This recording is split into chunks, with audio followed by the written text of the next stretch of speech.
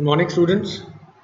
Today we are going to discuss about adrenergic and anti-adrenergic drugs. The learning objectives of this class would be we'll try to understand the basics of autonomic nervous system, different types of receptors with their location, action, and we'll be focusing on adrenergic receptors and discuss the agonist and the antagonist of these receptors. So we start with the first slide, peripheral nervous system. This peripheral nervous system is divided into autonomic nervous system, and this autonomic nervous system is further divided into parasympathetic and sympathetic nervous system. So this is divided on the basis of afferent and efferent supply to different organs. So afferent is the sensory supply from different organs to brain, and then we have sympathetic nervous system, which is a motor nerve supply. So this is efferent is we have uh, what we have the efferent supply is from the different organs to the brain, and afferent is the sensory nerve supply. So this efferent supply is divided into parasympathetic and sympathetic. Parasympathetic nervous system is has got a selective activation where the neurotransmitter is acetylcholine. Whereas sympathetic nervous system, there is diffuse activation because it acts on different synapses and different ganglion. So the overall action is diffuse. And noradrenaline is a major neurotransmitter. So basically, these act on different tissues, both sympathetic and parasympathetic, like cardiac smooth muscles, glands, and these two systems they have counteract each other's mechanism of action. So actions are totally opposite to each other. So each and every muscle is innervated by both sympathetic and parasympathetic nervous system. So we'll see later on what are the different innovation of these two systems. So basically autonomic nervous system is also called as autoregulatory or involuntary, and this controls important functions in our body like blood pressure, body temperature, metabolism, and respiration. So this is a major innovation of sympathetic and parasympathetic system. First is somatic. Somatic is the nerve fibers that directly innervate the skeletal muscles and they release acetylcholine. Whereas in sympathetic nervous system, we have preganglionic and postganglionic adrenergic fibers. Preganglionic, all sympathetic preganglionic nerve fibers, they release acetylcholine. Whereas postganglionic nerve fibers, they release noradrenaline. So if we see this figure, we can easily make out that preganglionic nerve fibers in sympathetic are short, whereas postganglionic nerve fibers are long. It means the ganglion is away from the affective organs in sympathetic nervous system. Whereas if we see the parasympathetic nervous system, the ganglion is close to the effector organs and preganglionic nerve fibers are long and postganglionic nerve fibers are short. So all preganglionic nerve supply from sympathetic and parasympathetic, they release acetylcholine, whereas all sympathetic postganglionic nerve fibers, they release noradrenaline. The exception is sympathetic innervation to sweat glands and skeletal muscle. They release acetylcholine, though they are adrenergic nerve fibers, but they release acetylcholine. Whereas in case of adrenal medulla, the innervation is direct and it releases acetylcholine. Through acetylcholine, it innervates adrenal medulla, and the major neurotransmitter which is being released from adrenal medulla is noradrenaline or norepinephrine. So this is a very important figure to understand the innovation of sympathetic, parasympathetic nervous system, what are the different neurotransmitters, and how the preganglionic and postganglionic they are different from each other. So the sympathetic division is basically it arises from thoracolumbar spinal nerves from T1 to L2, Preganglionic are relatively short and myelinated. They exit via the ventral root into the white rambus communicans, and they synapse with postganglionic axon in the peripheral ganglion. So the neurotransmitter in preganglionic sympathetic innervation is acetylcholine, whereas postganglionic neurons, the innervation is unmyelinated. They are long as comparatively to your preganglionic neurons, and the cell bodies in the peripheral ganglion extend to visceral organs. The distribution is widespread because it has got different synapses and different ganglia, so the action is totally diffuse. So sympathetic nervous system is responsible for fear and fright, and the neurotransmitter is norepinephrine. So the different transmitters: cholinergic nervous system, the major transmitter is acetylcholine. In adrenergic, we have norepinephrine, epinephrine, and dopamine. Dopamine is secreted in basal ganglion. We'll see later on what are the different functions of dopamine. Noradrenergic or non-cholinergic are serotonin, substance P, and nitrous oxide. The molecular basis of adrenergic receptor functions are basically they are G protein coupled receptors. GQ protein mediated effects produced by occupation of alpha 1 receptors which by agonist leads to activation of phospholipase C, which causes increase in formation of inositol triphosphate, that is a third messenger, and diacyl glycerol. So basically, it causes increased release of calcium from intracellular source, and this causes a contraction of vascular smooth muscles. So it also causes a contraction of the non-vascular smooth muscle except the intestines. So the overall effect is increased rate and force of contraction in myocardium and glycogenolysis in liver. Suppose myocardium is one of the very important tissue. It is being innervated by like both sympathetic and parasympathetic nervous system by different receptors of cholinergic and your sympathetic system. So like we have M2 receptors in myocardium. So acetylcholine acts on M2 receptors, whereas we have beta 1 receptors in cardiac smooth muscles, and adrenergic drugs which acts on beta 1 receptors will cause increased force of contraction, whereas acetylcholine which acts on M2 receptors will cause decrease in force of contraction. So they have got negative inotropic action, whereas your sympathetic drugs they have got positive inotropic action, so they counteract each other's actions. Now there are different types of adrenergic receptors. First is beta. So beta receptors are further divided into beta 1, beta 2, and beta 3. So beta 1 is mainly present in heart, juxtaglomerular cells in the kidney, beta 2 in the lungs, vascular smooth muscles, gastrointestinal tract, genitourinary smooth muscles, and liver, and of course skeletal muscles also. Beta 3 is only confined to adipose tissue. Different subtypes of alpha receptors. Alpha is alpha 1 and alpha 2. Alpha 1 is further divided into alpha 1A, B, and D. Alpha 1A is mainly present on gene 8. It is present on heart, liver, cerebral cortex, prostate, lung, and vas deferens. So main action of alpha 1 receptors are contraction of smooth muscles and vasoconstriction in arteries and veins. Alpha 1b is present in blood vessels, kidney, spleen, lung, cerebral cortex, blood vessels, heart, and it is being seen by on gene 8, gene 5, and this promotes cardiac growth, vasoconstriction, same as alpha 1a. Alpha 1d again the same action as a one alpha 1a, but it is present in cerebral cortex, hippocampus, and coronary arteries.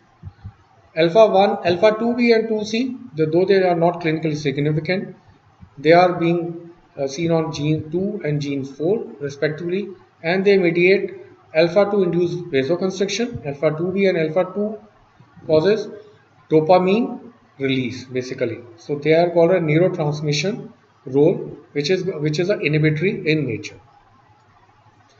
So adrenergic drugs are the drugs which produce effects similar to those of adrenaline or the neurotransmitter which is being released on the postganglionic sympathetic nerve fibers. That is, they mimic the action of adrenaline at the postganglionic sympathetic nerve fibers or as such as an adrenaline. So why they call as sympathomimetic because they contain an amino group, which is a main chemical structure. So chemical classification of catecholamines, we have natural, that is adrenaline, noradrenaline and dopamine; synthetic, isoprenaline, dobutamine and dopixamine. We have non-catecholamines, ephedrine, amphetamines, phenylephrine, methoxamine, mephenterine, salbutamol and terbutaline. And these groups are further divided according to their clinical significance, like salbutamol and terbutaline are bronchodilators. Mephentermine is used in spinal anesthesia and used hypotension. Clinical classification, we use vasopressor drugs.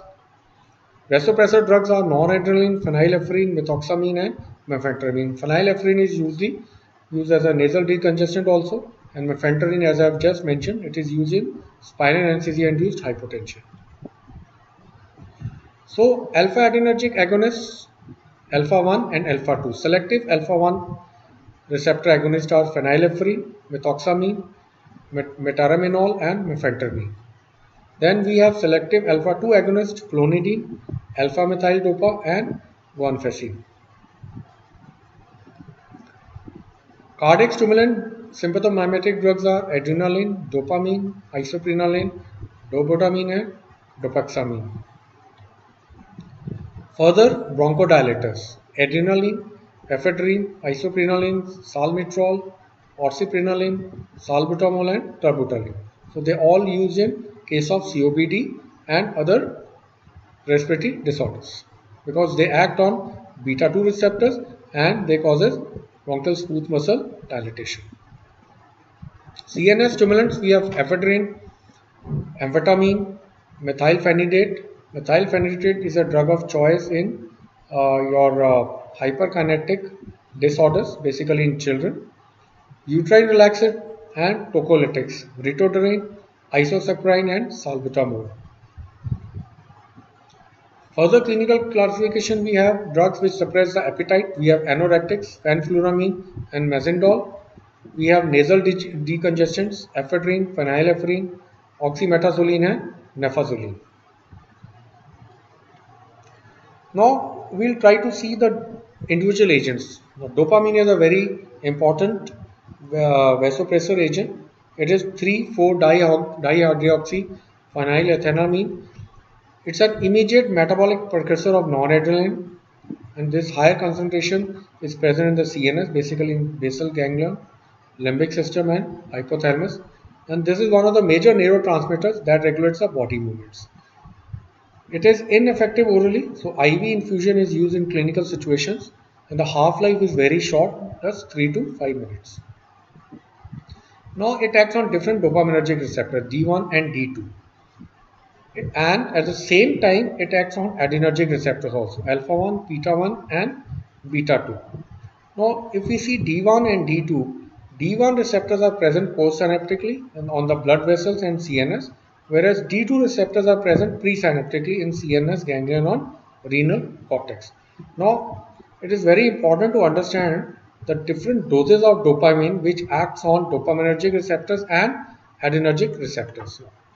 Now, if we give small doses by IV, 1 to 5 microgram per kg per minute, it will stimulate the D1 receptors in renal, mesenteric, and coronary vessels, which will lead to vasodilatation by activation of adenyl cyclase and increasing the intracellular cyclic AMP concentration.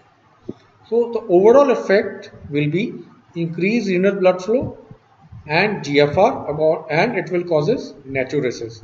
So, this dose is basically given in case of shock, where there is oliguria or it can be anuria. If we increase the dose 5 to 10 microgram per kg per minute, it will stimulate the beta 1 receptors in the heart and it will produce inotropic and chronotropic action. That is, it will increase both force of contraction and heart rate also. So it will release noradrenaline from the nerves and it will act on beta 1 stimulation. So this dose does not alter the total peripheral resistance and heart rate. If we further increase our dose to 10 to 30 microgram per kg per minute, this will act on alpha 1 receptors, raising the blood pressure and causing vasoconstriction. Now, this is used in case of cardiogenic, renal, and toxic shock, where we need 10 to 30 microgram per kg per minute of dose, and it will act on alpha 1 receptors. As it is, dopamine cannot cross the blood-brain barrier, so no CNS effect is there. The only drug is levodopa, which is a prodrug of dopamine, and this crosses blood-brain barrier, and this drug is used as anti-Parkinsonism drug which acts on D1 receptors in the basal ganglia. So the major limitation of levodopa is it causes marked vomiting because it acts on D2 receptors also in the chemotactic trigger zone, which is responsible for vomiting. So the adverse effects of dopamine, levodopa is mainly, if we talk about, will be nausea and vomiting, palpitations and tachycardia because of the release of adrenaline. It can precipitate angina pectoris, it can increase blood pressure and cardiac arrhythmias also. Renal ischemia, extravasation can be caused due to local necrosis. So main uses of dopamine is basically they are used as pressure agent in case there is a clinical situation of cardiogenic shock, septic shock, and profound hypotension following a condition called pheochromocytoma, which is a tumor of adrenal medulla. It can be used in conditions of marked oliguria, low cardiac output, and low total pelvic resistance states also.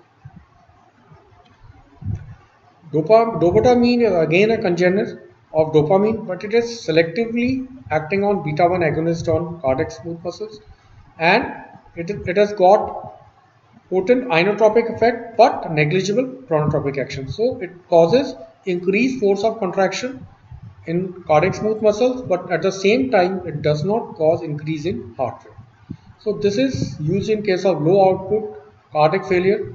It causes increase in cardiac output without increasing the heart rate, blood pressure, and total peripheral resistance. It does not cause xenovasodilatation, ineffective orally, so it is given by IV infusion. This dopamine is used in chronic congestive cardiac failure, cardiogenic shock, and septicemic shock. Now we'll see different alpha and beta receptors. What are the different drugs which block these alpha and beta receptors? So the alpha blockers are the drugs which will antagonize the action of endogenous as well as exogenous administered sympathomimetic agents. So they are going to block the actions of adrenaline at postganglionic sympathetic nerve fibers and at sympathetic innervation. So adrenaline produces both alpha and beta action. So non-selective alpha blockers, if we talk about, they will block the actions of both alpha and beta actions of adrenaline. So alpha 1 subtypes are alpha 1A, 1B and 1D, alpha 2, A, B and C. Alpha 1 is located postsynaptically, whereas alpha 2 is located presynaptically in the CNS and periphery. The other word for alpha 2 is autoreceptors because they have got negative feedback mechanism. So if we give a alpha 2 blocker, it will block this negative feedback mechanism and it will not allow release of adrenaline at the postsynaptic site. So like we have clonidine, if we give alpha 2 blocker, it will block the alpha 2 receptors presynaptically. So it will cause a release of noradrenaline at the postsynaptic site. At the same time, if we give alpha 2 agonist like clonidine, it will inhibit the release of adrenaline and it will not cause a release of adrenaline at the postsynaptic site because alpha 2 receptors are autoregulatory or they are negative feedback. They inhibit the release of adrenaline. So if we give an agonist, it will not cause the release of adrenaline at the postsynaptic site, and if we give alpha 2 blocker, it will cause a release of adrenaline at the postsynaptic site. So it is totally opposite. So it further blocks the secretion of neurotransmitter at alpha 1 receptors. So non-selective alpha 1 and alpha 2 blockers are phenoxybenzamine, it is a reversible type, phentolamine, tolazolene, and they are clinically significant. Alpha 1A, alpha 1B and alpha 1D non-selective beta blockers or selective beta blockers, they are clinically significant. Then selective alpha 1 selective blocker are prazosin and terazosin. At the same time, doxazosin and tamsulosin. Tamsulosin is alpha 1A selective beta blocker and this is a drug of choice in benign hyperplasia of the prostate. And alfuzosin. We have neuroagents also like urapidil and bunazocin. Alpha 2 selective is yohimbine and alpha 2A, 2B, 2C they are clinically insignificant where yohimbine is also not clinically significant. So alpha 1B and alpha D blocker, the drug is labetalol because it's a non-selective beta blocker also. It also blocks alpha 1B and 1D. This is a drug of choice in pheochromocytoma, which is a tumor of adrenal medulla in which there is increased release of catecholamines in the blood. So labetalol along with your non-selective alpha blockers like phenoxybenzamine, phentolamine are given to control blood pressure. Now this condition is characterized by palpitations, arrhythmias and increase in blood pressure. So if we summarize alpha blockers, it can be non-selective, alpha 1 selective and alpha 2 selective. So non-selective will be irreversible, that is phenoxybenzamine and phentolamine. Alpha 1 selective are prazosin, alfuzosin, terazosin, tamsulosin, doxazosin, indoramine, urapidil, and benzazocin. Alpha 2 selective is yohimbine. Now we talk about your beta blockers. First generation classical non-selective beta blockers. Now they are being classified on the basis of their intrinsic sympathomimetic activity and membrane stabilizing activity. Intrinsic sympathetic activity is something the drugs like pindolol. It is a beta blocker. It is a non-selective beta blocker. At the same time, it can release adrenaline also. So that is the intrinsic activity to release adrenaline. Whereas panbutalol also has got an intrinsic sympathomimetic activity. But like propranolol, timolol, and nadolol, they do not have any intrinsic sympathomimetic activity. The membrane stabilizing activity is something which is based on sodium channel blocking activity. So sodium channel blocking activity, we have other drugs also like phenytoin and other anti-epileptic drugs. So propranolol has got a membrane stabilizing activity. So it blocks the sodium channels also. So it will not release sodium channels and it will again cause repolarization of the action potential. So the longer acting non-selective beta blocker is nadolol, which has got a half-life of 20 to 24 hours. Then we have beta 1 selective blockers, which acts on beta 1 receptors on cardiac smooth muscles. We have acebutolol, atenolol, bisoprolol, esmolol, and metoprolol.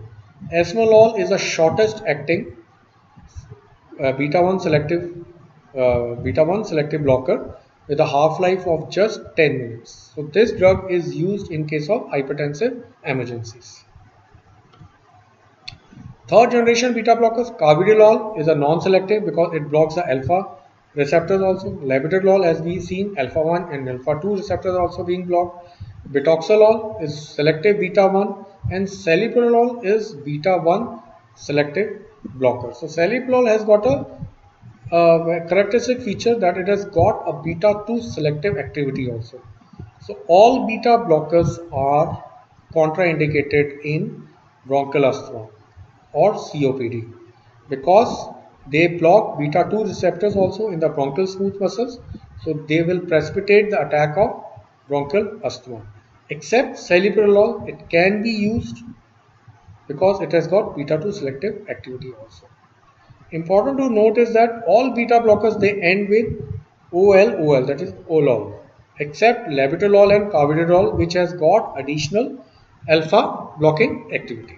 So this is a very important point to note.